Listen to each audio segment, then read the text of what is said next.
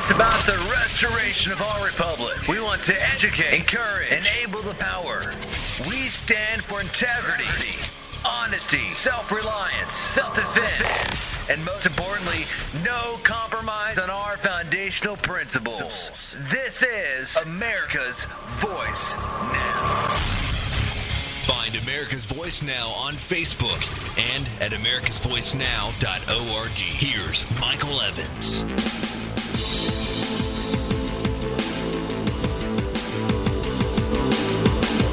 Good morning, America. You're listening to America's Voice right here, right now. Thank you for joining with us this morning. It's January 9th, and I don't know about where you are, but it's awful bitter cold out here. I woke up to about 1/8 of an inch of ice on my windshield and spent a good part of 20 minutes this morning chipping that off so I could actually get here. Hey, vey, I tell you what. Boy, we got a lot of stuff to cover today. You know, it seems like every day the level of tyranny grows in our nation. And it's difficult for me to... I do so much research and so much homework and so much study, and there's so much information out there. I can't possibly express it all. I mean, I would literally need to do a show, not 2 hours a day, not 3 hours a day, 5, 6 hours a day, just to sit and hit on all these news bulletins that are out there and provide some level of insight into what they all mean. And Not that I'm some oracle that's got some, inner grandiose idea of what all of it means, but more along the sense that I view it as my job to try to give you guys an alternative viewpoint. You know, we get into the mode of listening and as we are doing so, or reading and educating ourselves. But as we do so, oftentimes we find that we are not necessarily, we get drawn in. And when you get drawn in like that, what happens is you begin to believe what you read. Because, for some reason or another, human beings, when they see things in writing, oftentimes kind of just accept it as factual or truthful. And it's not. And, I look at it like my function here is to not necessarily tell you what to think, not to censor what the information is that you get. There's so much of it, folks. It's like trying to drink out of a fire hose. All I can do is provide you with enough information so that it gives you the kernel, if you will, to go out there and begin to do your own due diligence and your own homework. I don't expect that AVN and the show that I do and the stories that I talk about should be the beginning and the end all of your information feed, if you will. It's only an appetizer. It's enough to whet your taste buds. It's enough to whet your appetite to go out there and educate yourself so that you are thoroughly and fully cognizant of all of the different aspects of what's happening in our country. You've got to do that. Because if you don't do that, then you're making the mistake of believing that the things I say should be your opinion, or the things that you hear from others that you follow should be your opinion. And that is absolutely a critical mistake. Your job is to be an independent critical thinker who formulates and creates your own opinion. And to that end, I try to give you the kind of a helping hand. It's kind of like when you were teaching your son or your daughter to ride a bicycle. You kind of stabilize the bike as they get the momentum going, because you know that once they get underway and the momentum is underway, that the balance will come. But it's hard to balance sitting at a standstill, right? You almost need that forward movement. And I'm not quite sure what that is. Guys who have worked on unicycles have figured it out, but the rest of us haven't. And so we need somebody to kind of help, stabilize the back of the seat while we get enough momentum going to be on our own. Okay, that's enough pontification for the morning. I want to hit on 4 different topics this morning, which is the normal, mantra here. One, in our first story, is tyranny doesn't play by the rules. The reason I say that is because, and we're going to talk about a couple of stories. By the way, all these stories are up on our Facebook website, Patriot FB pages. They are all linked in the bottom of the YouTube video you're watching right now, if you're in fact watching a YouTube video.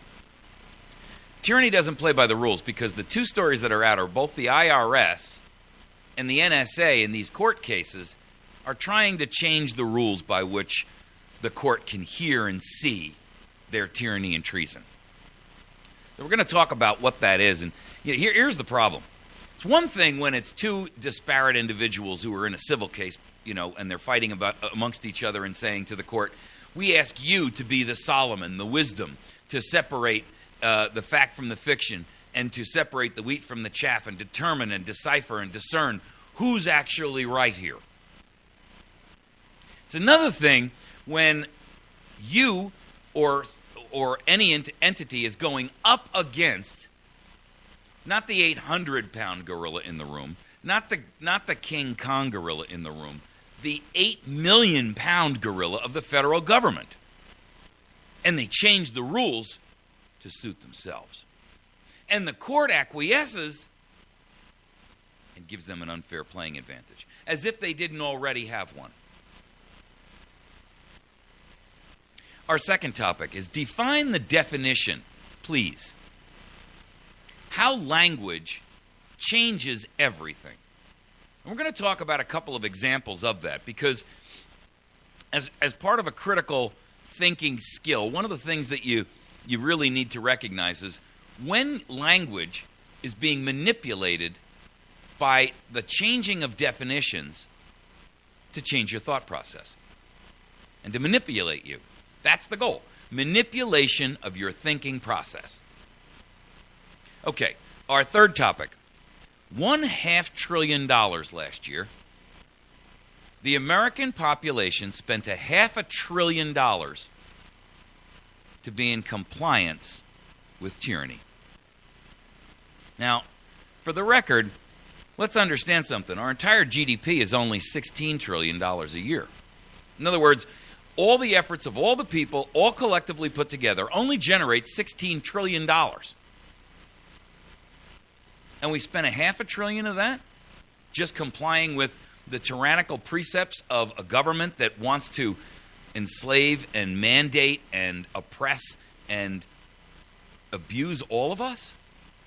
You've got to be kidding. No wonder our economy is in the tanker. No wonder we've got 25 million people stumbling around like zombies out of a movie because they can't find a job. No wonder we went from 12 million people on food stamps to 50 million in 5 years. No wonder industries are running away from the United States to go to foreign nations. The cost of compliance is just insane. And all of it, folks, is meaningless. It's all meaningless. It's not meant to solve a real problem. It's a red herring, a false flag. The goal of this compliance is not to correct some issue that's a real threat to the society as a whole or industry or anything else. The real purpose of all of this regulation serves one purpose and only one. That is to put businesses and individuals, especially small businesses, in the mindset to acceptance that you are no longer in control.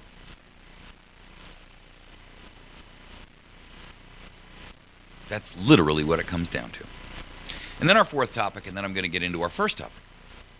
And this is going to be, not linked to stories so much, although there's a couple. But if morality is dead in the United States of America, then with all due respect, folks, there is no more republic to be saved.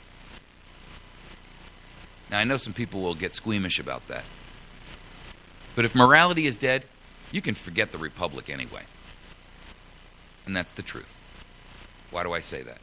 Well, because John Adams, and we'll discuss why, but and he's a guy that I have some difficulty with in some ways, and I'll express to you why.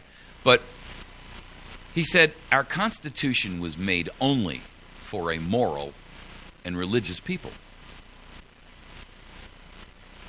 And the reason why is because it requires self-governance, self-control, and it requires individuals who seek good as their primary focus, not evil, not power, not usurpation, not money or the power to abuse others in your chase to obtain money.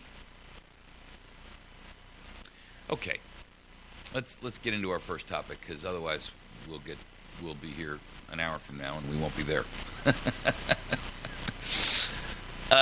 Tyranny doesn't play by the rules. Well, that should be apparent to everybody, because that's how they got to be tyrannical in the first place. But when we talk about courts and we talk about government's role, there's two issues out here.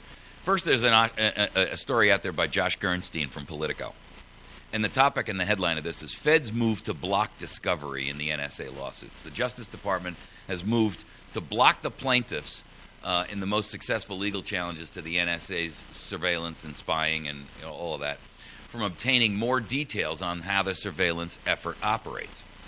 And basically, so if you don't know, because I'm pretty good at legal issues, the way that discovery, and the premise behind discovery is this. All the information and all the evidence that can be brought to light in a case is meant to be exposed before the case actually gets to the court. So the defendant and the plaintiff both know what the other is going to bring up as evidence, because that gives you an opportunity to have an apples-to-apples comparison, and it gives you an opportunity to build a defense against their arguments and them to build a defense against yours. And the only way that a judge or a jury can actually rule on a case would be if you guys have an opportunity to both present the evidence and everybody knows what the evidence is, and then we decide, in a Solomonite manner how to split the baby. All right? So here's the problem, though. Both parties are supposed to have equal access to the information. But when one side refuses to allow discovery, and in this case it's the bully of the government, right, which has already got, a significant level of benefit on their side just by virtue of their size, and everything is a secret and so forth and so on, then how can the evidence be brought to light?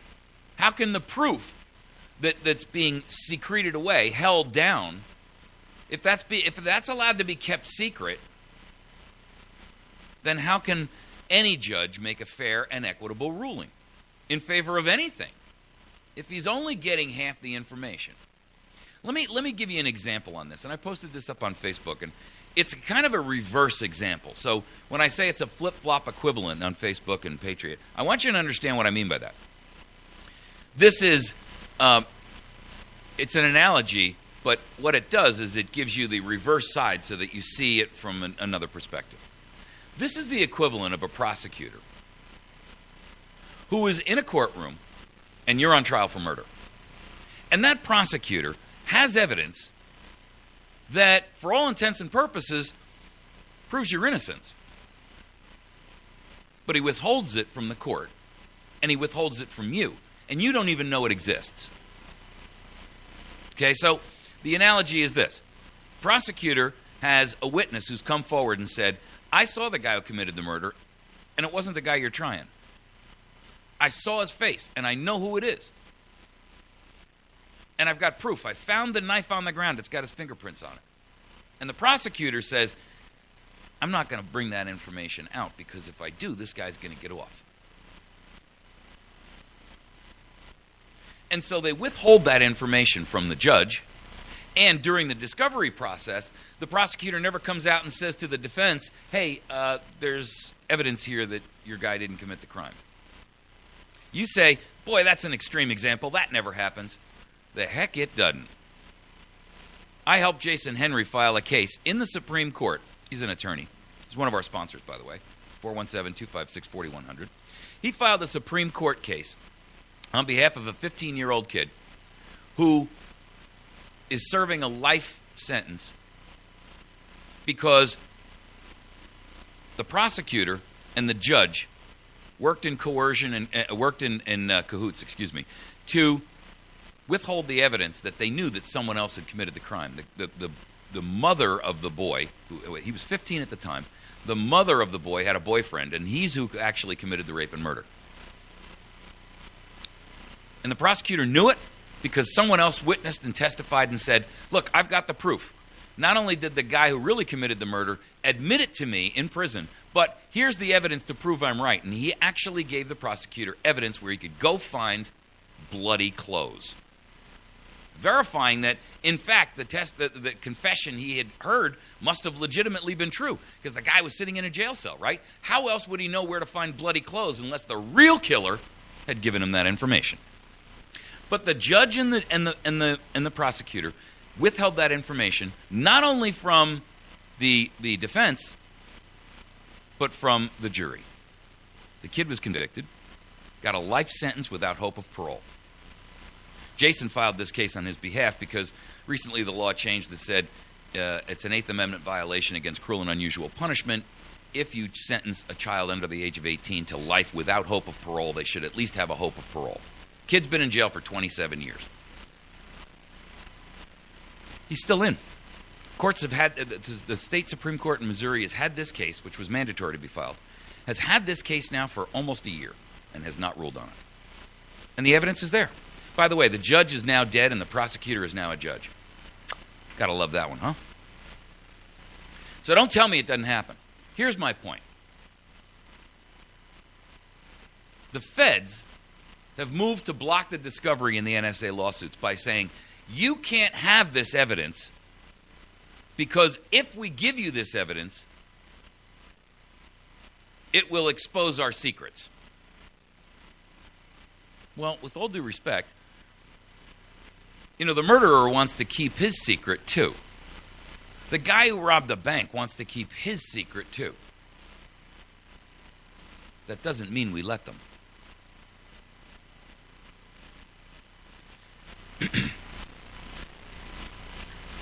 The murderer's excuse would be, I want to keep my secret because I don't want my family harmed.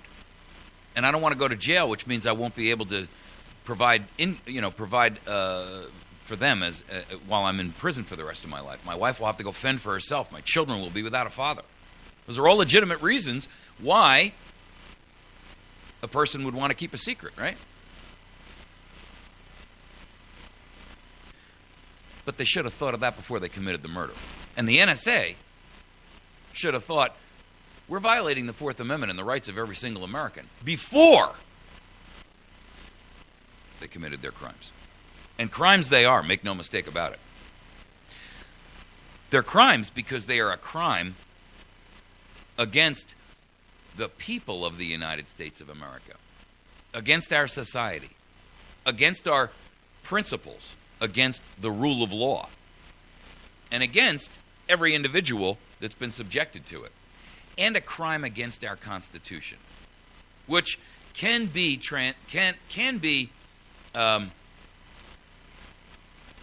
I can't think of the right word, but you can commit a crime against the Constitution because you're committing a crime against the principle of what it stands for. Now, the Constitution can't be a victim, but you can. We can. The nation is the victim when the crime is perpetrated against the Constitution. The second case where this is going on is where the Obama administration appoints I shouldn't say the Obama administration, although it is, the Department of Justice, Eric the Traitor Holder, has appointed a guy to head up the IRS Tea Party targeting investigation, right? The enemies list investigation that is sponsored by the IRS. Here's the problem. The guy is a frequent and significant donor to the Democratic National Committee and to President Obama's administration.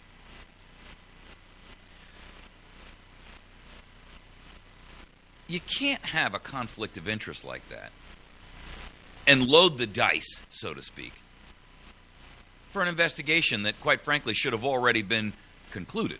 This has been going on for over a year now.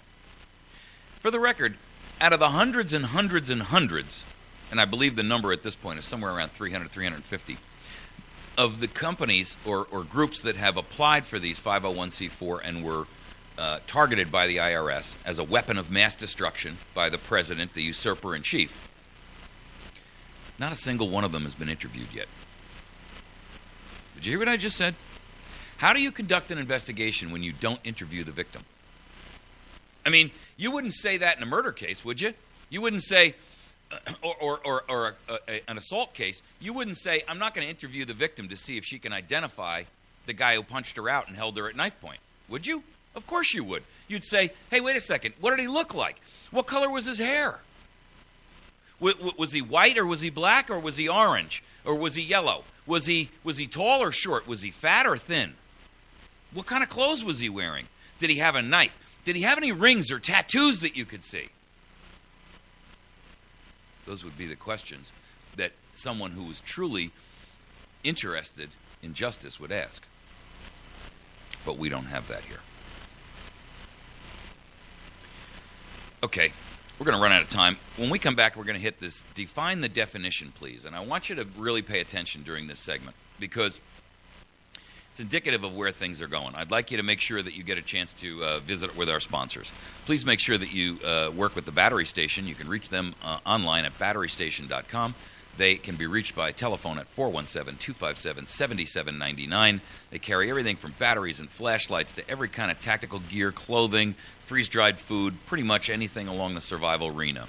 Make sure that you contact them or get to their website. Their website does not show all their product lines, so make sure that if you go to batterystation.com and it doesn't show what you're looking for, give them a call, 417-257-7799. Our friends over at Pizza Hut on Porter Wagoner Boulevard, they have a lunch special from, I think it's 11 to 2, and they have a salad bar there and a pasta bar. Please make sure that you patronize our sponsors and tell them when you do that you heard about them from America's Voice Now. Contact Jason Henry, whether it's state or federal criminal law. You can reach him at 417-256-4100. He's on the square in West Plains, as is Patriot Cigar and Tobacco Shop. They can be reached at 417-257-1776. And while you're there, get yourself a good shave and a haircut. You can go over to Wits End Classic Barbershop, and you can do that right there. Wits End Classic Barbershop on the square in West Plains. We'll be back in just a few moments. When we come back, we're going to talk about define the definition. Why is it that tyrants always change the words so that when they change the language, we can't actually pin it all down? We're going to figure it right out now. Find us at americasvoicenow.org. Please email me directly. I'd like your comments and your feedback. You can send me email at mike@americasvoicenow.org. That's mike@americasvoicenow.org. We'll be right back.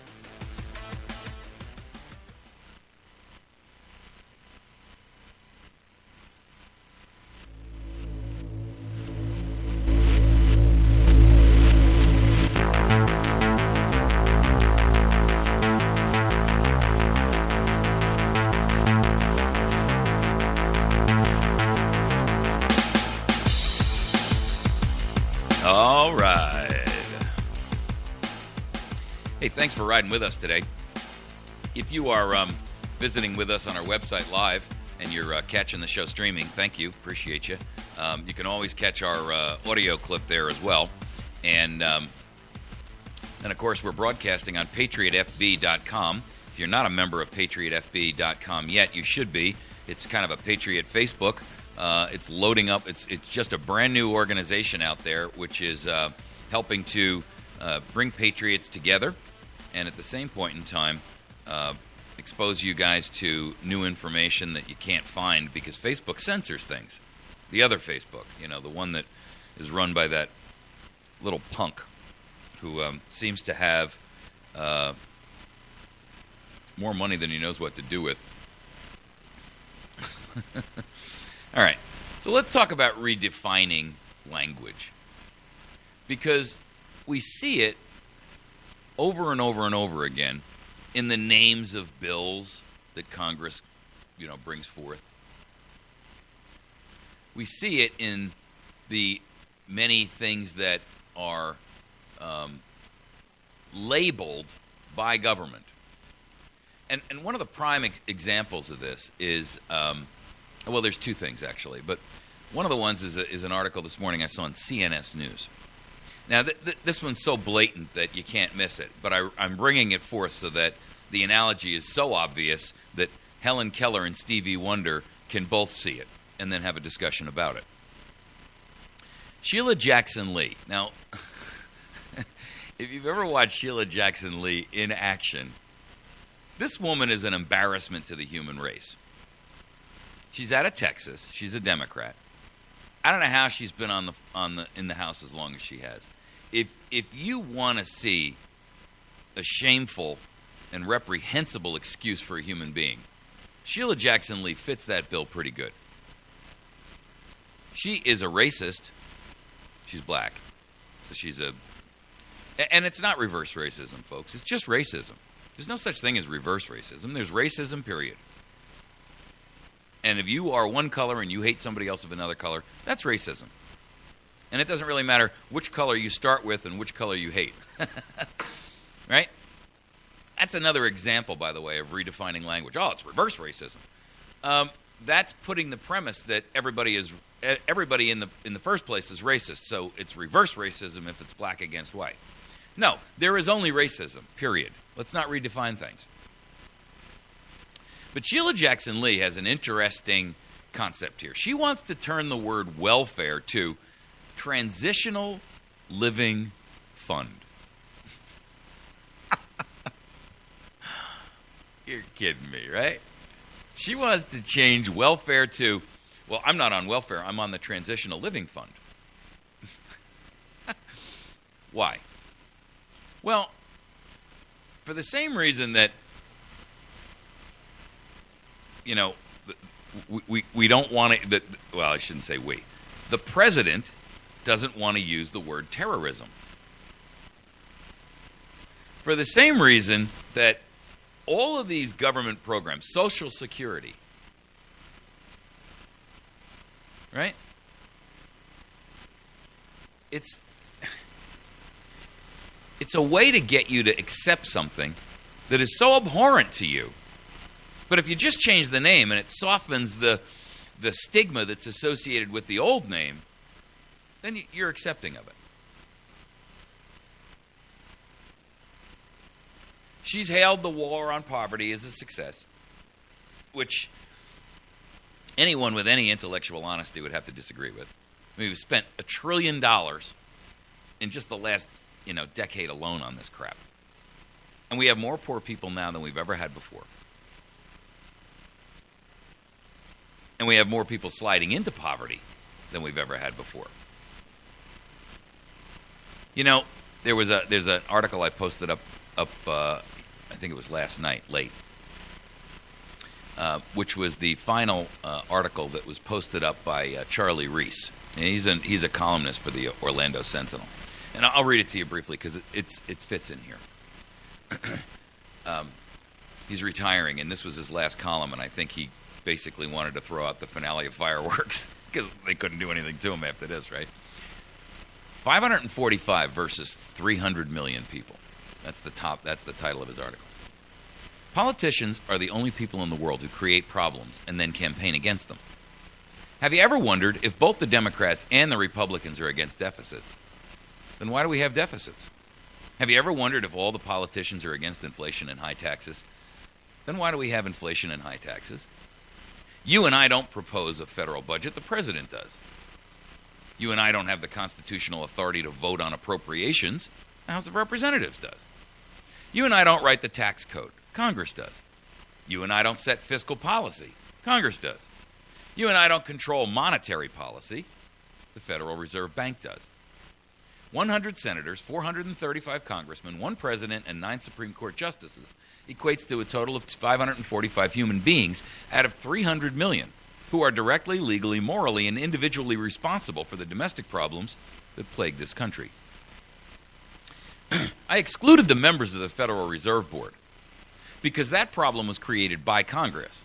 In 1913, Congress delegated its constitutional duty to provide a sound currency to a federally chartered but private central bank. I excluded all the special interests and lobbyists for a sound reason. They have no legal authority. They have no ability to coerce a senator, a congressman, or a president to do one cotton-picking thing. I don't care if they offer a politician $1 million in cash. The politician has the power to accept or reject it. No matter what the lobbyist promises, it is the legislator's responsibility to determine how he votes. Those 545 human beings spend much of their energy convincing you what they did is not their fault. They cooperate in this common con, regardless of party.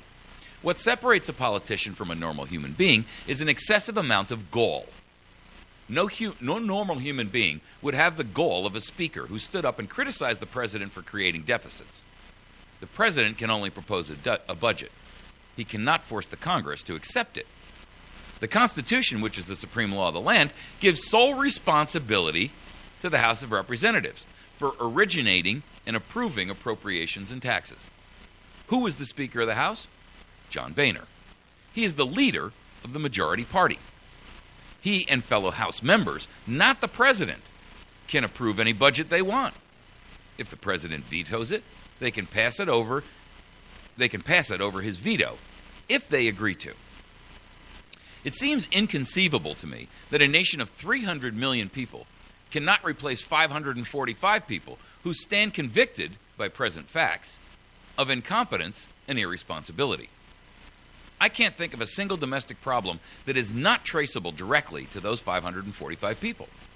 When you fully grasp the plain truth that 545 people exercise the power of the federal government, then it must follow that what exists is what they want to exist. If the tax code is unfair, it's because they want it to be unfair. If the budget is in the red, it's because they want it in the red. If the Army and the Marines are in Afghanistan and Iraq, it's because they want them in Afghanistan and Iraq. If they do not receive Social Security, but are on an elite retirement plan not available to the people, it's because they want it that way. There are no insoluble government problems. Do not let 545 people shift the blame to bureaucrats whom they hire and whose jobs they can abolish, to lobbyists whose gifts and advice they can reject, to regulators to whom they give the power to regulate and from whom they can take away this power. Above all, do not let them con you into the belief that there exists disembodied mystical forces like the economy, inflation, or politics that prevent them from doing what they take an oath to do. Those 545 people, and they alone, are responsible. They and they alone should be held accountable by the people who are their bosses, provided the voters have the gumption to manage their own employees. We should vote all of them out of office and clean up their mess. So here's the point. When you've got people that redefine the way in which our language works, I'm going to give you some examples that are real world. Under the National Defense Authorization Act, they use the term indefinite detention. Now, first and foremost, most of us understand what indefinite means, right? And most of us understand what detention means. And they specifically mention and name Al-Qaeda in the section, but then they couch it with a bunch of false, manipulated language. And what it says is that in the event that you, including Americans, by the way, domestically right here, because the first thing they do is they state that there's no place on the earth that is not a part of the new, quote, battlefield in the war on terror. It's an undeclared war. It's a war that exists only as a phantom menace, if you will. And they state that you can be imprisoned indefinitely or detained. Not imprisoned. So there's another definition slight, right? You can be detained. Well, you know, when you're sitting in a jail cell, that's imprisonment. You can call it whatever you want, but it is what it is. Having been there, by the way, I can express that that is the truth. You can call it whatever you want, but, you know, when the door shuts, you're in prison.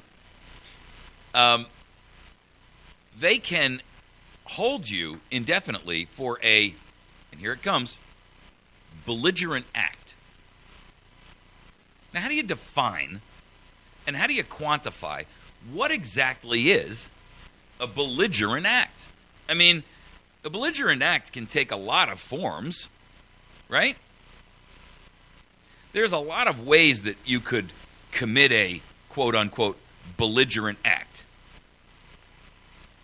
And it all depends largely on how that word is defined. And here's the rub.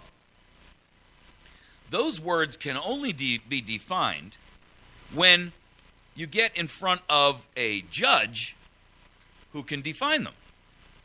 Who can say, well, wait a minute now, tell us, government, what you mean by a belligerent act. And government says, well, a belligerent act constitutes the following. And then you as a defendant have an opportunity to say, well, my action didn't fit underneath that. So either they redefine language to mean something it's not.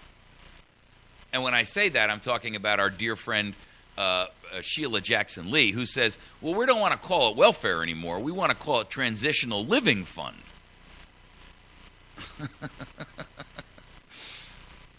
Gee whiz, I'm telling you. Every time I hear that phrase, I want to laugh.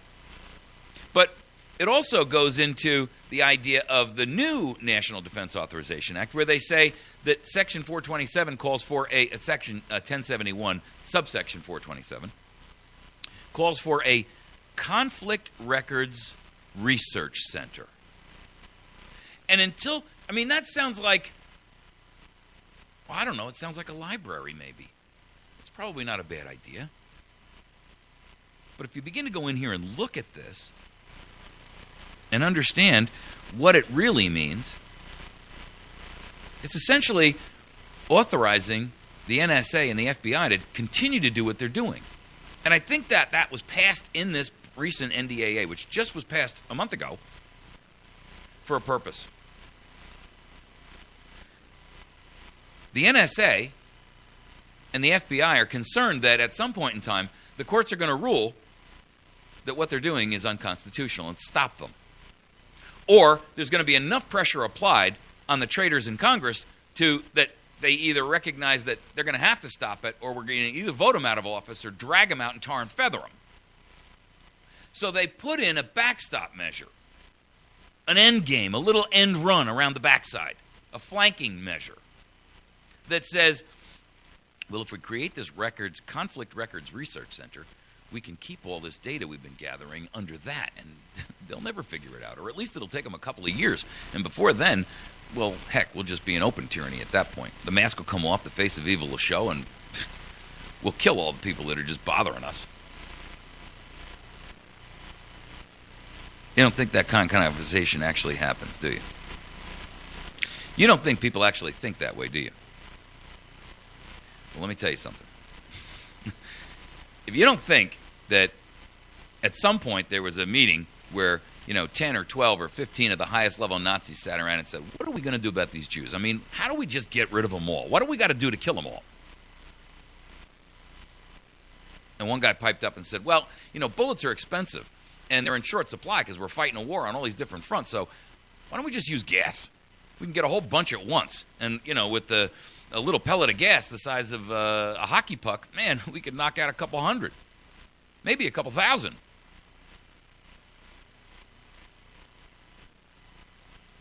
If you don't think that the people who are really in control here, talk about the collateral damage, there's another redefined word, of American citizens, you're very naive. That's why they call it collateral damage, ladies and gentlemen.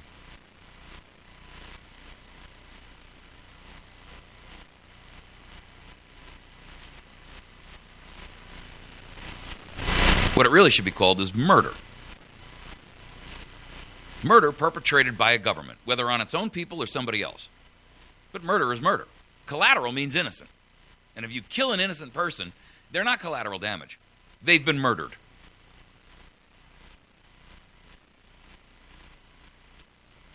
Define the definition, please, of collateral damage. Define the definition, please, of personally identifiable information, right out of the NDAA's own words. Please define the following. Let me get to their definitions page so I can actually give it to you. A gift or I apologize. A gift, the term a captured record, excuse me, not a gift. Captured record is what, under this plan for complete and utter domination of all of the country, in the Conflict Records Research Center, they can hold the term captured record, and they define it as such. The term captured record means, quote, listen to this, and tell me this is not exactly what the NSA is already collecting. Document, audio file, video file, or any other material captured during, listen to this, combat operations. Well, how can we have combat operations? Well, if you look back at the definition, since the United States is now part of the battleground on the war on terror, we are in the combat operation zone. And it says, captured during combat operations from countries, that would include the United States of America, right? They don't exclude the United States of America. Organizations, such as Al-Qaeda, or maybe the Tea Party. What do you think? Doesn't exclude American organizations. Or individuals. And here comes the real rub. Now or once hostile to the United States. So let's define, what is now or once hostile? Well, in a courtroom scenario, a judge would say, in order to determine what now or once hostile means, we have to go back and look at the original NDAA, which determined, well, now or once hostile is a belligerent act. The belligerent act is the hostility, right? So how do we define a belligerent act? Is a belligerent act what I'm doing right now? Is this a belligerent act? Because I'm exposing the monster for what it is? Because I'm talking about the fact that the king doesn't wear any clothes? Well, that can't happen here. Come on, man, you're crazy. Well, it does happen here, and it has happened here, and it's been going on for hundreds of years. What are you talking about? This is America, the land of the free. That doesn't happen here. Well, I beg to differ, but John Adams, who happened to be the president at the time, passed something called the Sedition Act back in 1798.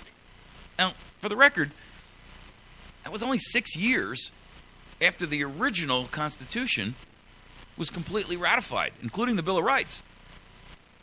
And what the Sedition Act said is, if you make derogatory comments about the president or anybody in Congress, you can be imprisoned for that, which is essentially a violation of free speech by anybody's estimation.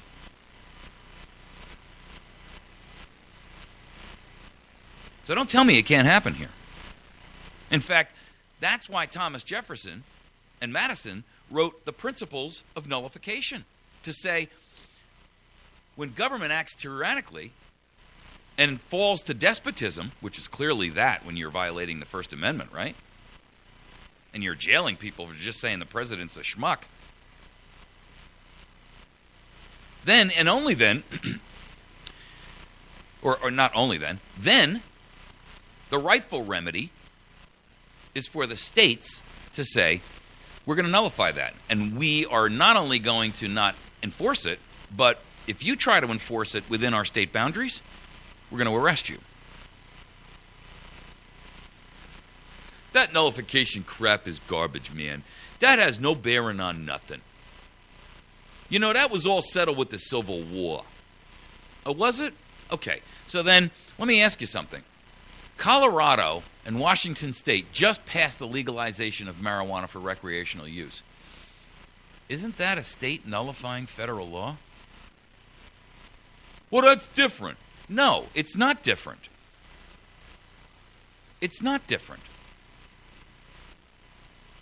When a state says, we're not going to follow and enforce federal law, and by the way, federal law, you're barred from coming in here and trying to enforce it differently also, or trying to enforce it in any way, shape, or form. Ladies and gentlemen, that's nullification. You can call it something else and redefine it, but it doesn't make it so. New York State, California, Connecticut. These are states where they've just passed massive gun legislation that actually makes people register their guns and or turn them in. Ladies and gentlemen, that is nullification, whether you like to admit it or not. The federal law says no one can be infringed from their gun rights. But New York State says we can infringe all we want. Well, that would be nullification. It's reverse nullification, but it is nullification nonetheless.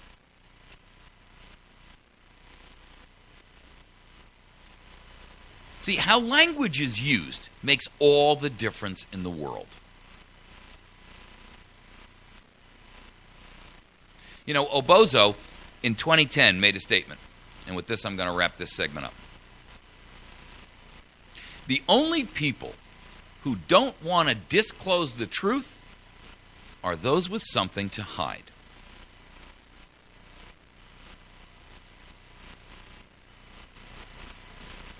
Mr. President, thou dost protesteth too much. Ever notice how somebody who is the first to come out and scream about something is often very, very guilty of that themselves? Yeah. Okay. I'd like you to get over to see our friends over at Cigar and Patriot, the Patriot Cigar and Tobacco Shop over in West Plains on the Court Square. Please give them a shout at 417-257-1776 for tobacco products of all kinds and shapes. Chewable, smokable, pipes, paper, whatever you got. It's a great place, by the way. I go over there once in a while, just sit down and have a chat with the guys. You can get your hair cut over there at Wits End Classic Barbershop while you're at it, which wouldn't be a bad thing to do.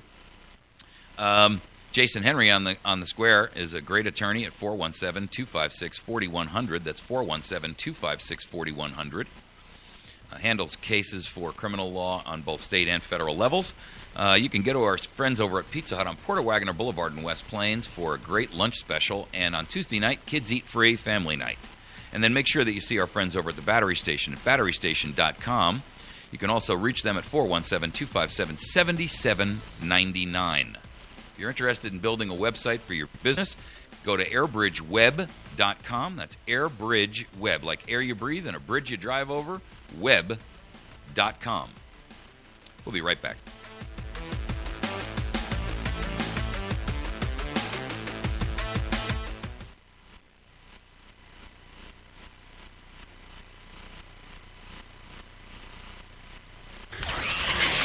It's It's about the restoration of our republic. We want to educate, encourage, enable the power. We stand for integrity, honesty, self-reliance, self-defense, and most importantly, no compromise on our foundational principles. This is America's Voice Now. Find America's Voice Now on Facebook and at americasvoicenow.org. Here's Michael Evans.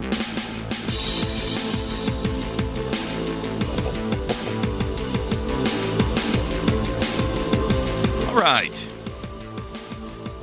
Good morning, America.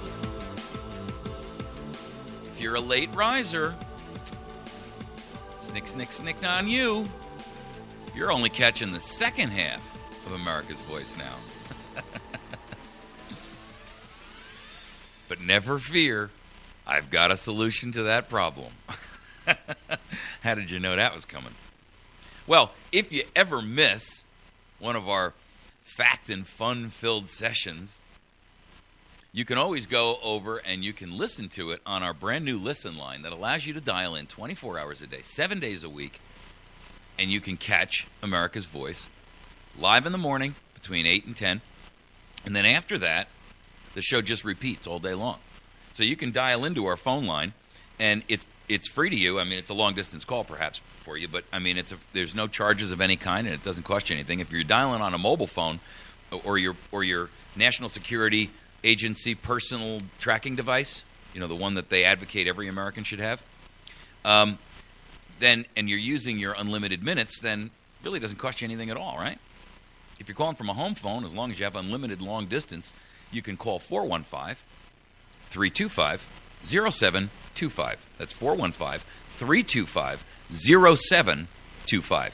Now, that number was provided for us, and this entire service is provided for us by a group called Audio Now, who I am extraordinarily grateful to. Why? Because they've given me another outlet to offer to our listenership so that if they're out there and they're driving in their car and you've got a long trip ahead of you or even a short trip and you just want to, catch a segment or a piece of it, by all means you can do that. Those people who have low bandwidth internet and can't stream our show live, by all means, then they can certainly call into the listen line because, well, it's a telephone line. If you're outside of our broadcast area, a terrestrial radio broadcast area, and you can't get access to a computer or you don't want to use data on your phone, then by all means you can call into our listen line at 415-325-0725. That's 415-325-0725. Free service provided by Audio Now. And it was free to us, by the way, which is really cool because, we're operating on a shoestring. Actually, we operate on a shoe thread. Let me be clear. I don't want you to redefine that at all. In concert with our last section, I want this to be a true definition. And we don't operate on a shoestring. We operate on a shoe thread. Yeah, it's not even an intertwined or multi-threaded thread. It's just a single thread. If you can help us, by the way, fatten that thread, by all means, please feel free to do so at any time. And I didn't mean this to be a monetary pitch, but hey, every penny counts. You can jump onto our website where you can actually sponsor us through our monthly plan, and you can pick the amount. You don't have to pick one of those predefined amounts, but there are amounts in there that, silver, gold, and platinum, which is kind of campy, but whatever, we used it. And or you can make a one-time donation. If you'd like to mail us a donation, you can do so. You can mail it to us at P.O. Box 1195, West Plains, Missouri, 65775. That's America's Voice Now, P.O. Box 1195, West Plains, Missouri, 65775. And I got to tell you, we are always in need of money, and because, everything costs stuff, and I do most of it out of my pocket, and, I'm fast running out of options for that. And if you want to help me to be able to continue to afford to pay for all of this, I'd be more than happy to have you do that. I develop websites for a living and other services. You can go to our website at airbridgeweb.com. That's airbridgeweb. Air like you breathe, bridge like you drive over, web. I own a company called Airbridge, and it's for telecommunications consulting and web development and so forth and so on. airbridgeweb.com. If you call that number, or go to that website. You'll see some examples of some of the sites that we've developed. We do sites that are both large and small. We've done many, many national sites. We do search engine optimization for individuals and companies that are trying to make sure that they're at the top of the search engines for Google and Yahoo and Bing and so forth and so on. I need the work, and you probably need a good website, so give me a call. I'll be happy to help you with it. You can also email me if you just want to communicate quickly on it, and you can email me at mike@americasvoicenow.org. We also do e-learning programs, which can be incorporated to be anything from a lesson plan to a full-blown training seminar that can be done completely on a computer system or on the web, and based on their answers, it takes them one direction or another, and the capabilities are limitless on that. We do that for a lot of very large corporate clients and some small ones. Okay, that's enough pitch about me. This segment is called $500 billion to be compliant with tyranny. And the reason I'm throwing that out there is because, we keep hearing about regulation, the regulation nation, and all of that nonsense. Well, the EPA just came out with a brand new regulation on wood stoves. Can you imagine? I mean, come on. All the collected wood stoves in the world don't generate as much smoke as one wildfire, or anywhere near the amount of smoke of one volcanic explosion. In fact, one volcanic eruption, ladies and gentlemen, generates more pollution into the atmosphere than all the vehicles on Earth for a year. So you can throw that one at your global warming friends, but of course they'll never believe you. They'll just jump down to the emotional argument because they don't want to hear facts and figures. They just want to, continue to wallow in their bias. Hey, that's a cool phrase, wallow in your bias. I like that. Sometimes I even surprise myself. So there's an article out there in the Patriot Update, and Patriot Update is one of the alternative news sites that I use. Obama regs have cost $500 billion during the first 5 years in office. Now, the American Action Forum, it's a center-right policy research institute, which already tells you that they're a biased group, right? Everybody's got a bias. Even you. Even me. But basically, they did a study to determine what was it costing businesses to meet all these regulatory burdens. Now, this didn't incorporate Obamacare, of course, because that's a whole other animal, and nobody even has any grasp on what that's going to be yet. But it's basically, the regulatory costs are over $112 billion a year. And $500 billion, which is what the $500 billion is actually, our entire gross domestic product is only $16 trillion a year. $16 trillion. Which ought to scare the poop out of you when you realize that we have a budget deficit of $1 trillion. Wow. And we have a debt that already exceeds our GDP. Now, any economist that looks at debt and gross domestic product, which is the country's ability to pay back the debt, looks at 100% debt and GDP ratio as that's when you start hearing whoop, whoop, whoop, whoop, clang, clang, clang, clang, clang, clang, clang, clang, clang, clang, clang, clang, alarm bell, whoop, whoop, whoop. Why? Because when your debt equals your gross domestic product, you're upside down.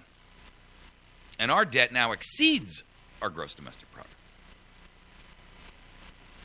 And any economist, other than maybe that knucklehead over at the New York Times, what's his name? I can't even think of it now. I want to say Friedman, but maybe I'm wrong. Anyway, look, anybody who is not got a bias towards, trying to manipulate and fool the public would recognize right up front that when you've got a debt of $17 trillion and an income, national income, of $16 trillion, Lucy, you got some splaining to do.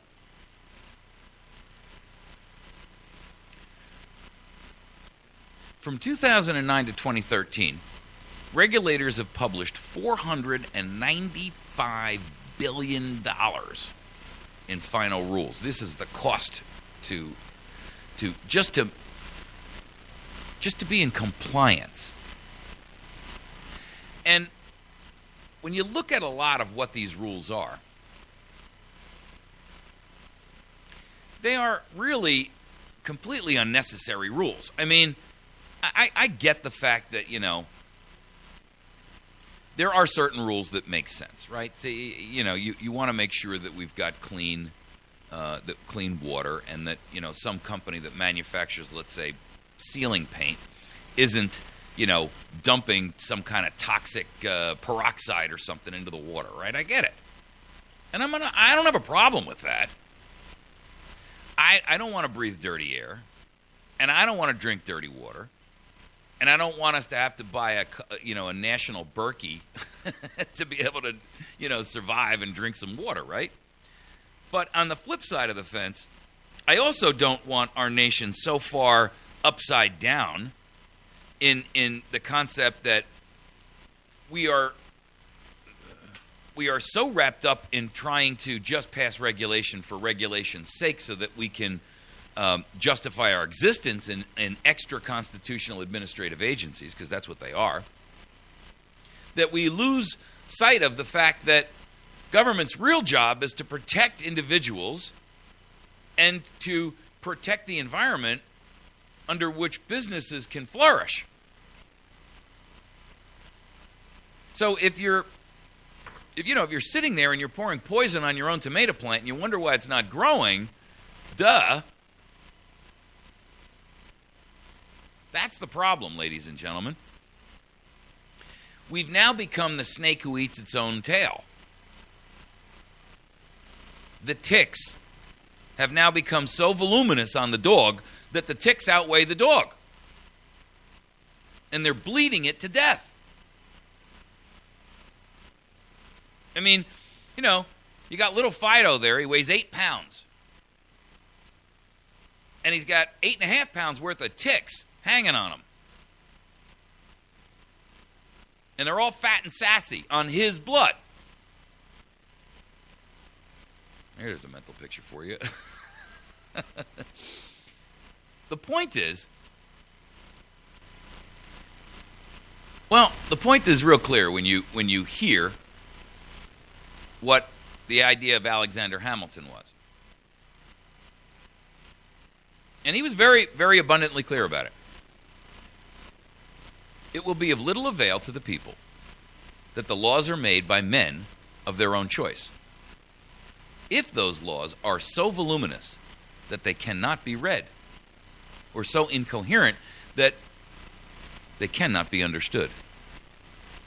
If they're repealed or revised even before they're instituted, or if they undergo such incessant change that no one today who knows what the law is can figure out what it will be tomorrow. The instrument by which government must act is either authority of the law or force. And if authority is destroyed, then force must be substituted. And when this becomes the ordinary instrument of government, there is an end to liberty.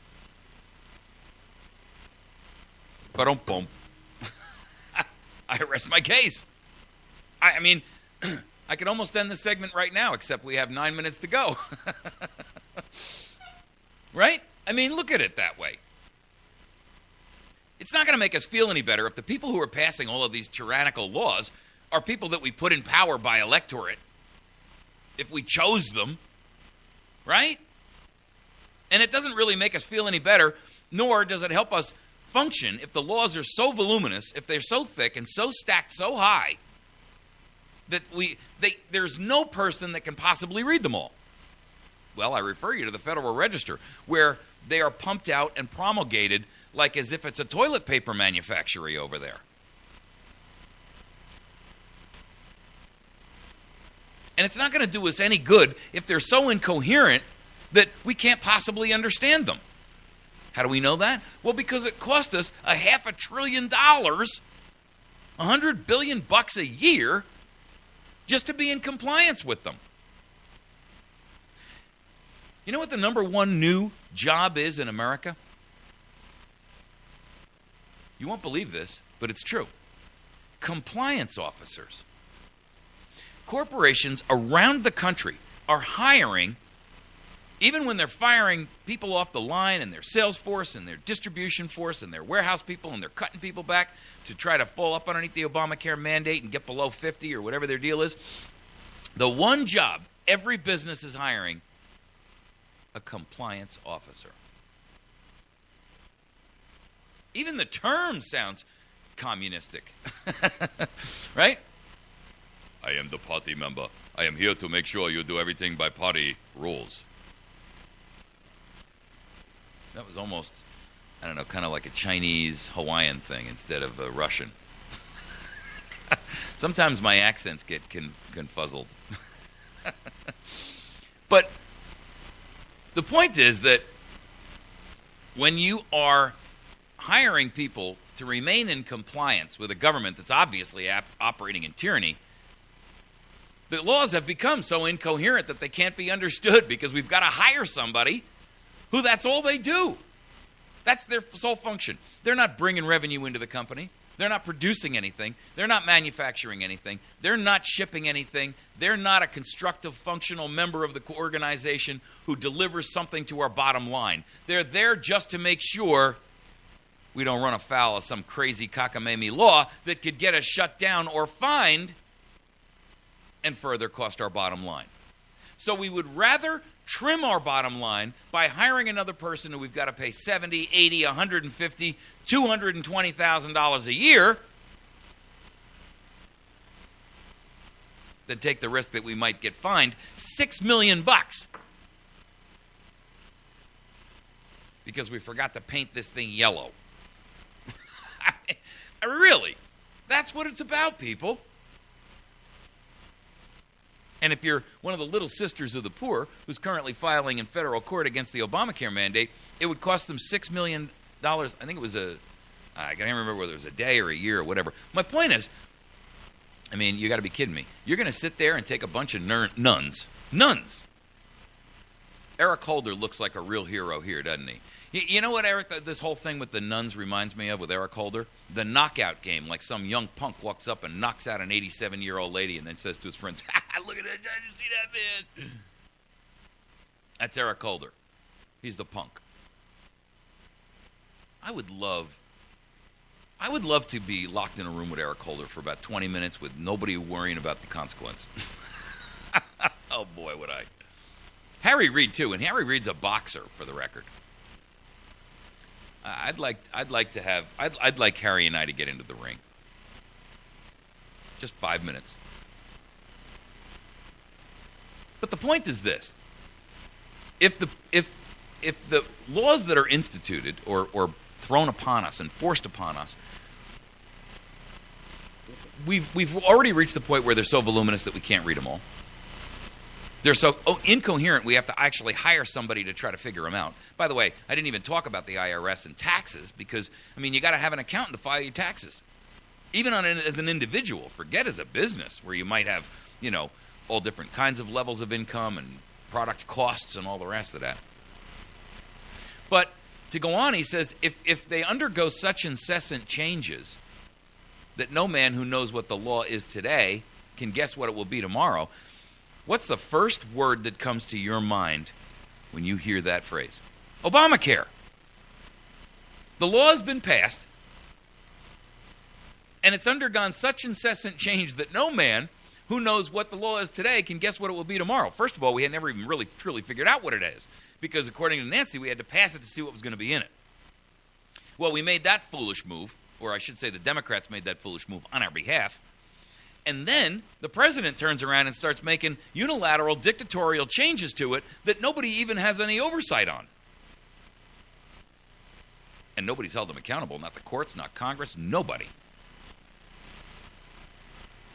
Nobody. And so the law has undergone such incessant changes that no man who thought he might know what the law meant today can guess what it will mean tomorrow. Which is, by the way, why we have literally thousands and thousands and thousands of corporations firing people and putting people on from full-time to part-time to get beneath a lower level of 50 employees. What a crime. What a crime against our nation.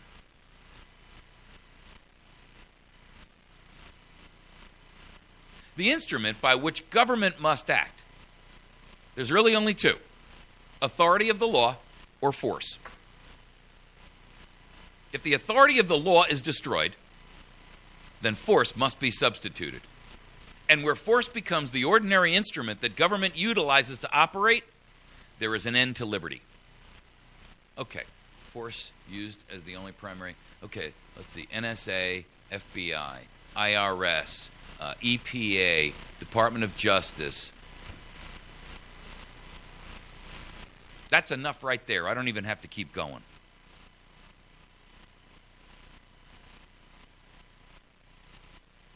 $500 billion to be compliant with tyranny.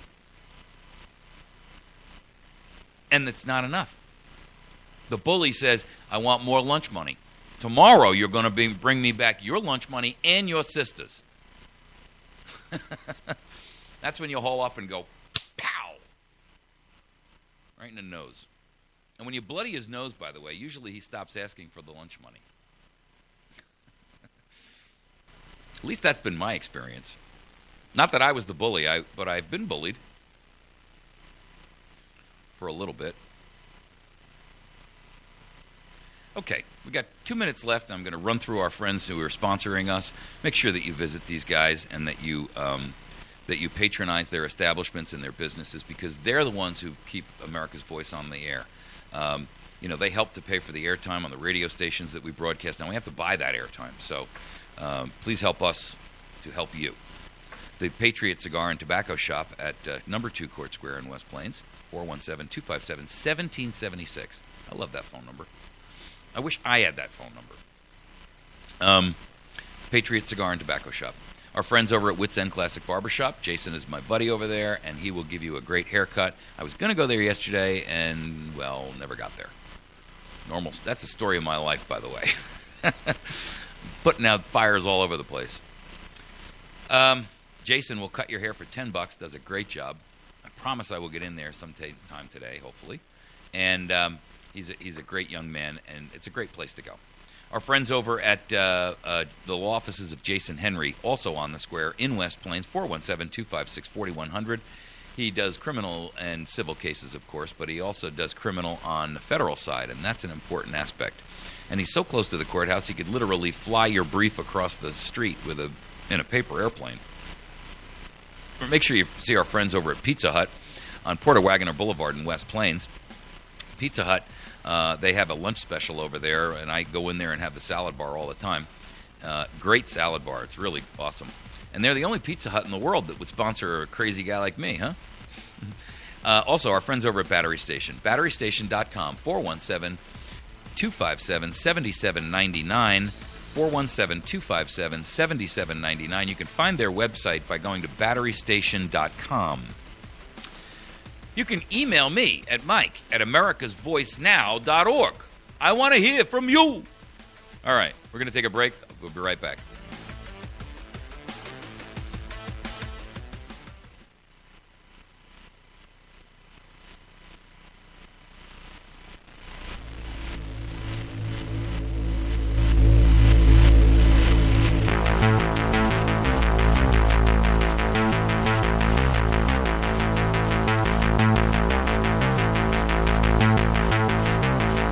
Boom, boom. All right. I just love this bumper music. That's what they call this. For those of you that are not radio initiated, dude. This is bumper music. It plays in the beginning and the end. And some kid in Romania wrote this for me. I really like it. It's actually like a 5-minute song, and I only get to play you, this short, brief piece of it, and I'm usually talking over it, but it kicks on at a specific time to remind me to shut up, because the commercials are coming. Yeah, I know I'm in a weird mood today. I'm getting emails like, "What are you talking about? What's up with you?" No, I have not. I have not had anything to drink except coffee. Got to have that coffee because this is too early in the morning for me without coffee. You know, it's funny. People around here, I live in the Midwest in Missouri. People around here say to me, I can always tell that you're from New Jersey when you say the word coffee because you say coffee, not coffee. Got to have my coffee. Hey. All right. This segment was designed to be a general topic, and it doesn't have any story specifically tied to it. But I want to start out by reading you a statement that was, I thought, indicative of the overall situation. You know, John Adams, and he's a guy I got a bit of a problem with because if you recall our earlier discussion in one of the previous segments, he's the guy who passed the Sedition Act. And he was one of our, founders originally, but I think he got sidetracked, corrupted by his power. And he filed the Sedition Act. But in this case, we're going to pass that because he made this quote in 1798. And, I'm sorry, it was earlier than that. Well, I'd have to pull it up, and I'm mistaken. So, anyway, here's the quote, and it doesn't matter when he made it. What matters is what he said. Our Constitution was made only for a moral and religious people. Now, there's lots of you out there who I've had people say to me, why don't you bring religion up more in your programs? And I've had other people say, you mention religion too much. And I got to tell you that the truth is right down the middle. I mention it, but I don't like the idea of there's already enough fracture out there. And I'm a spiritual guy, but I don't think it's my place to, support one denomination over another. And there's enough of that fracture going on right now. And we really don't need to add to it. But I got to tell you that the concept of, and I'm not saying that as somebody who's an atheist cannot be moral, but I am saying that religion gives moral men boundaries.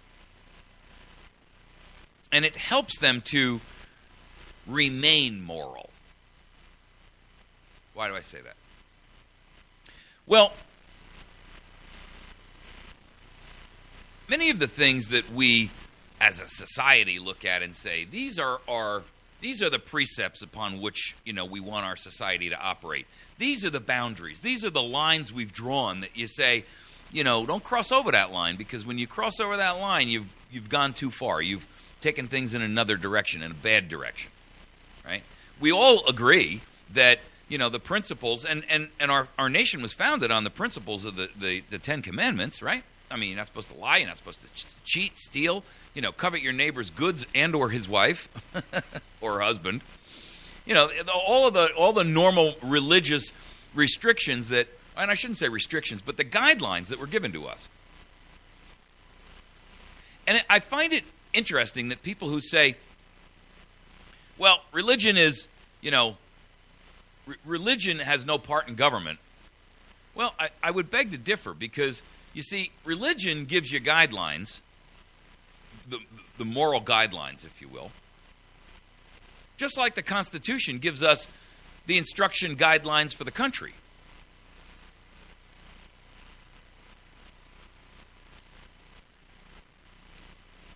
And you don't have to necessarily be, a Catholic or a Christian or Jewish or Muslim or Buddhist or Shinto. I don't really care. I know that most religions, and I say most because, even Satanism is a religion, right? I mean, there's that thing right now where the Satanists are trying to get a statue built in the state house in Oklahoma because the state of Oklahoma said, we don't care what federal law does. We're nullifying that. We're going to put up a plaque on the Ten Commandments in the state house. And so, under some idiotic court ruling by some jerk in the Supreme Court, or group of jerks in the Supreme Court, the Satanists said, so under that ruling, that means you've got to give us equal time, or equal space, or equal equality, shall we say. And so they've concocted and determined that they've built this statue that's 8 feet tall. And it's a goat-headed demon with wings and horns. And it's sitting there on a throne, and it's got its arms around two children. And that they want to put up as their answer to the Ten Commandments in the Oklahoma State House. So those of you who would think that Satanism is not a religion would be mistaken. In fact, even atheism, if you really want to get down to it, is a religion. Right? So, our Constitution was made for a moral and a religious people. And the real problem that we have here, the real problem that we as a nation are experiencing right now, is not one necessarily of oppression by our government, and it's not one of... I guess the simplest way to sum this up is that the real problem that we're experiencing is that we are allowing immoral behavior to happen because we have lost our balance and our center. And we are not a moral and religious people. We're not. And so, if morality in our country is dead, then so is the republic.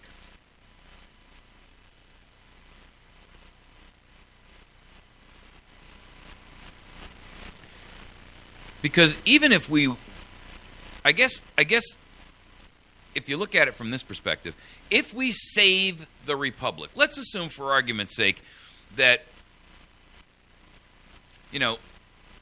unicorns exist, and tomorrow morning everybody in Congress says, to use Sweeney's 535, that's the 435 members of the House, 100 members of the Senate, the President, and 9 Supreme Court justices. And all of them raise their hand and say, we agree we've been operating in tyranny and we therefore resign. Have a nice day. And they all leave and go home. Now what? Well, the truth of the matter is we're going to be right back where we are today in relatively short order anyway, if we do not look at the problem that we have with morality in this country.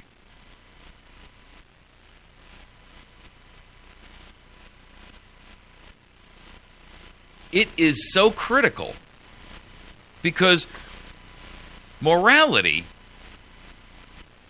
Let me take this out of a religious context for a moment. Morality is, in a way, integrity. Integrity to yourself and your beliefs, and also to those foundational principles that we all know to be true. You don't hurt someone else. You don't steal. You don't injure someone. You don't take from someone what doesn't belong to you. And integrity is who you are when nobody's looking. Integrity is the kind of thing that we've forgotten in this country. We've got literally 535 people who are running our government who essentially don't have any integrity. And that doesn't count the thousands and thousands and thousands and thousands and thousands of minions beneath them. 20 million, right? 20 million people work for the government, state and federal. It's 1/5 of our entire population of workers. And their integrity and morality should say to them, if what I'm doing is oppressive, then I should stop. And they're willing to sacrifice our country for their benefit personally by retaining their job, quite frankly.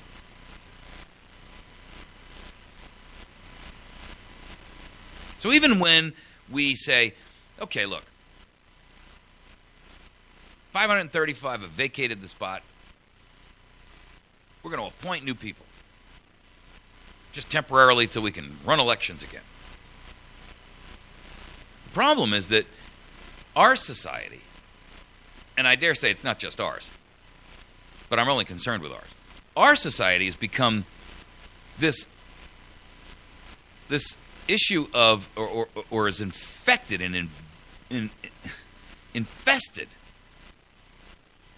with this idea that if there's nothing in it for me, then, I don't want to do it.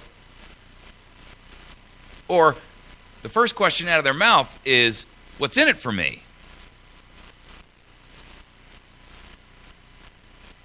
You remember the old phrase that you hear from time to time from JFK?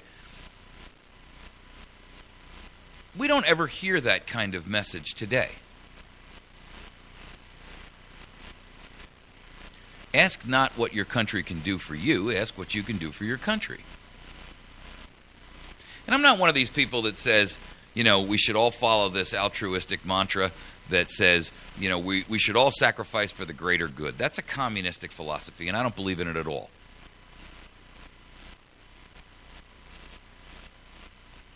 I do believe that I should do what's best for me, but within reason, and only to the extent that I don't injure someone else or utilize or attempt to try to do something that would cause someone else to be injured. Economically, physically, and emotionally, any other way. So, when we have a situation today where immorality seems to be, it's almost like these people who are out there in the public sphere it's almost like they want to challenge the boundaries of it every day. Like, if there's any stone of morality left unturned, I'm going to flip it.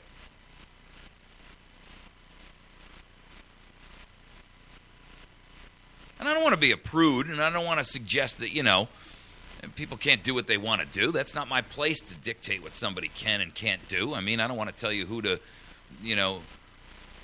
what to do or who to do it with, what you can ingest into your body. I don't believe in that. Not my place to tell you. If you want to smoke pot, I don't advise it, but I'm not going to tell you can't. Just because I don't believe in it. I don't think you should. But I'm not in a position where, I'm making some rules and everybody's going to have to follow them. That would make me a dictator, which I abhor, and I won't become that which I abhor. You know why? Because the corruption that comes with that starts to fly out of the ether and stick to you like a magnet.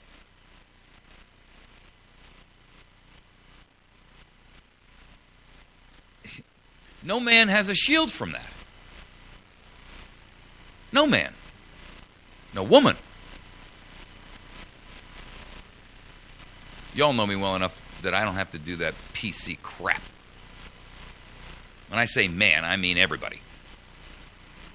If you're insulted by that, you're listening to the wrong dude. No one is an island. And that doesn't mean, we've all heard that phrase relating to people and saying, well, it's just, no man's an island. They can't live alone emotionally. They have to have human interaction. No man is an island in the world of corruption either. You can't live on an island in a sea of poison and not have it affect you. You can't swim in an ocean of poison and not have it absorbed via osmosis through your skin. You can't live in a society that is a sea of poison and walk and live amongst it and not have it influence you and corrupt you. Corrupt you in ways which don't necessarily have to even be religious, but just are corrupting in the way in which you think and view the world and yourself.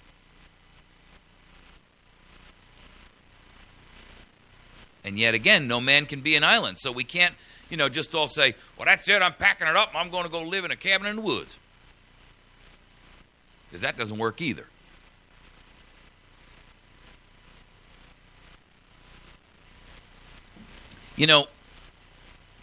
There have been times in humanity where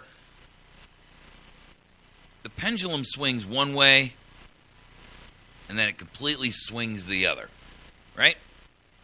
Pendulum starts out here and swings across and eventually swings back. I mean, we can point to periods in history where it's occurred that way, and I'm talking about, the societal norms or accepted societal norms of morality, right? And we can see excess faux morality in play right now. And you can for a fact that that's just as bad as no morality. What am I talking about? I'm talking about the fact that in Islam, your wife has to keep herself fully clothed to the point where she's got to cover herself up in a burqa in 125-degree heat, and the dagnab thing is black. Who thunk up that idea? But simultaneously, one of the worst problems for pornography, both hetero and homosexual, is in the Middle East. That, for some reason or another, there's a dichotomy over there that having sex with a little boy is okay, but having sex with an adult man is not. Hello.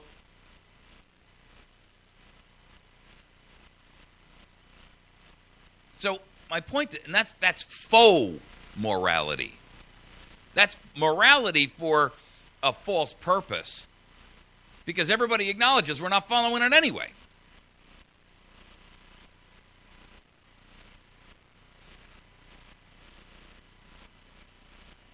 We've fallen victim to the same thing here, but in a different way.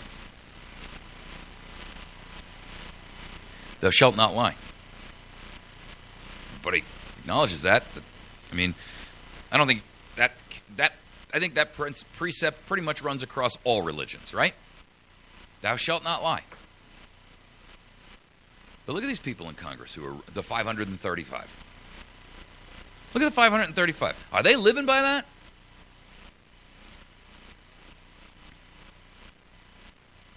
Thou shalt not steal. Religious or irreligious, yellow, red, black, and white, I don't care where you come from, stealing's not appropriate and it's not accepted in any society. Period. End of argument. But look at the 535. Not only are they stealing from us and knowing that they're abusing it, and knowing that we know that they're abusing what they've stolen from us, but they know for a fact that they are stealing not only from us, but from future generations who haven't even been born yet. It's not a mistake. It's willful. And the degree of a crime is in direct proportion to your guilty knowledge and your intent. You can't be guilty of a crime if you didn't intend a crime. You can't be guilty of a crime if you didn't know it was a crime. But when you know it's a crime and you willfully intend to continue to do something that you know to be wrong,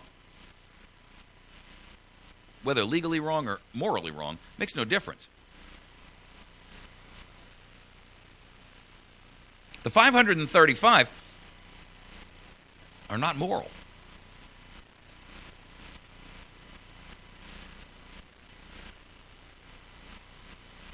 The people who are trying to influence our society and our governments and our situations across the board are not moral. I can tell you that they're not moral just because I look at the tactics that they use. And that tells me that whatever their agenda is, you cannot, it's the argument of the ends justify the means. You cannot be a moral person if you use immoral tactics to achieve your ends. Evil cannot beget good.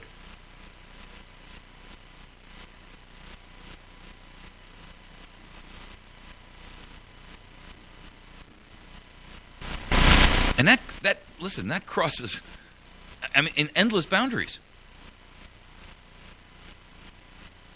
The problem that we have is even if we retake our country today, how many times have I said the phrase, take America back, take back America, restore the Constitution to its rightful place? If we are not going to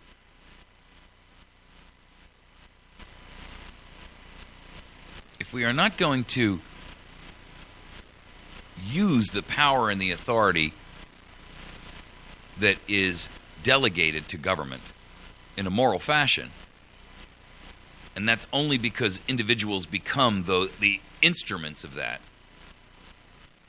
then for all intents and purposes, it really doesn't make any difference whether John Boehner is the Speaker of the House, or Harry Reid is the Majority Leader, or President Barack Obama is leader.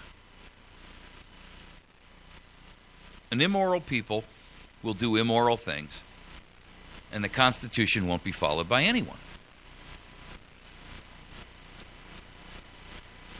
I don't have some, crystal ball or global answer to the problem.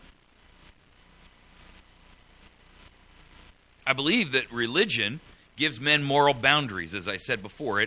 It's the fence, it's the corral that keeps the wild horses in line.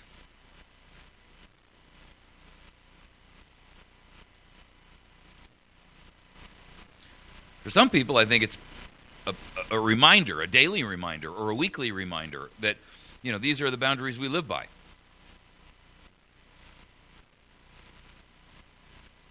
For other people, it's fear. I don't want to go to hell.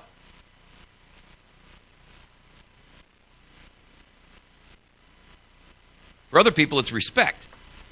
These are the precepts that God gave us, and we have an obligation to live under them and do the right thing because He's given us the freedom and the liberty, but it comes with the price of moral conduct in our actions.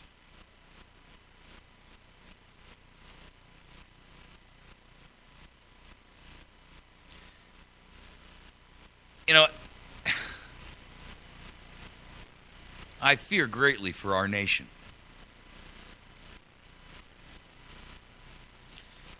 But I have to tell you, I'm afraid. I'm afraid that even if we can light the fires of restoration, that we may not have the right people to do the job.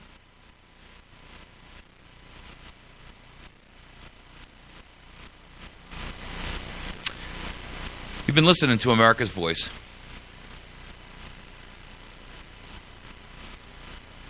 Make sure that you see our friends and patronize our sponsors. Patriot Cigar and Tobacco Shop. 417-257-1776. Wits End Classic Barbershop at number 2 Court Square in West Plains. I'm going to go see Jason today. Jason, if you're listening, I'm coming. The law offices of Jason Henry, another Jason. 417-256-4100. He's also on the square in West Plains. The Pizza Hut on Porter Wagoner Boulevard. Bruce, I'm coming to have lunch. And Battery Station at batterystation.com. 417-257-7799. Thanks for riding with us today. Thoughts to ponder. Have a great day. We'll see you tomorrow. God bless.